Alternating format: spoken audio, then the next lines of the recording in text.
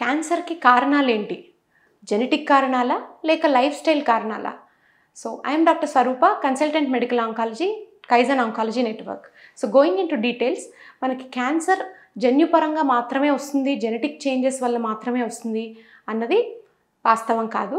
So genetic changes ఎంత ఇంపార్టెంటో epigenetic changes అంటే జీన్ ఉపరితలం మీద ఉన్న చేంజెస్ కూడా అంతే ఇంపార్టెంట్.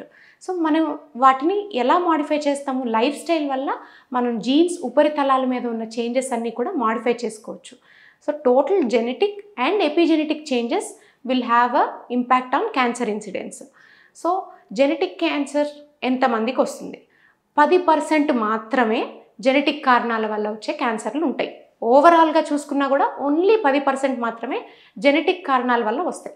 మిగిలిన 90% life style, environmental, pollution, radiation exposure, life style changes like obesity, smoking, alcohol, వీటన్నిటి వల్ల వస్తుంది.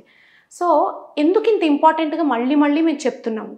ఈ లైఫ్ స్టైల్ చేంజెస్ ఏమైతే ఉన్నాయో వాటి వల్ల ఎపిజెనెటిక్ చేంజెస్ అన్నవి జరుగుతాయి. అంటే జీన్స్ ఉపరితలం మీద ఉన్నవి చేంజ్ అయిపోతూ ఉంటాయి అన్నమాట.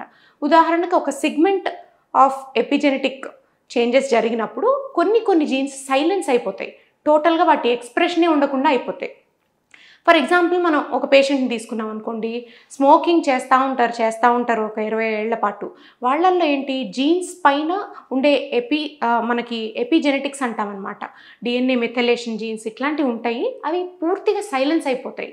సో అవి సైలెన్స్ అయిపోయిన వాటిని మనం నెమ్మదిగా అవి జీన్స్ ఏవైతే క్యాన్సర్ ఎక్స్ప్రెషన్కి ఉండాలో వాటిని ఎక్కువ ప్రొజెక్ట్ చేస్తాయి. సో క్యాన్సర్ ఉత్పత్తి అవుతుంది.